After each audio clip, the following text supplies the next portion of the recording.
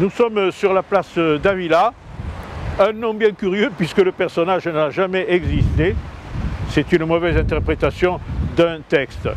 Et cette place permettait l'accueil des arrivants de la vallée de l'Aude, de Limoux et puis surtout de Toulouse. Cette place importante a vu des transformations. D'abord l'installation d'une croix de mission en plein milieu de la place, une croix de mission avec un Christ en fer forgé remarquable, réalisé par Serre. Et ce Christ a été déboulonné en 1880 parce que, prétendait la mairie, il gênait la circulation et le passage des chevaux.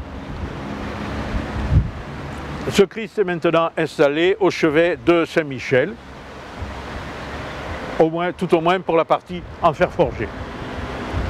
Autre monument intéressant, c'est le monument aux morts que nous avons ici, qui a été sculpté par René Carillon en juillet 1914 et qui est un monument d'avant-garde parce qu'il met à l'honneur tous les Audois morts pour la patrie, ce que l'on voudrait faire actuellement en unifiant la cérémonie d'hommage une par an.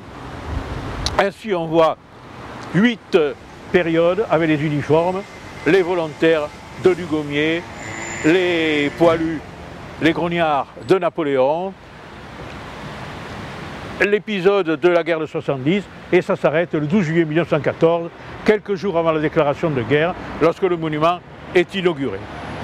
Dans une des tours de la porte de Toulouse que nous avons ici, un escalier descend qui conduit à 4,50 m de profondeur à un bassin, ce bassin qui récupère les eaux d'alimentation de la ville depuis Coufoulins.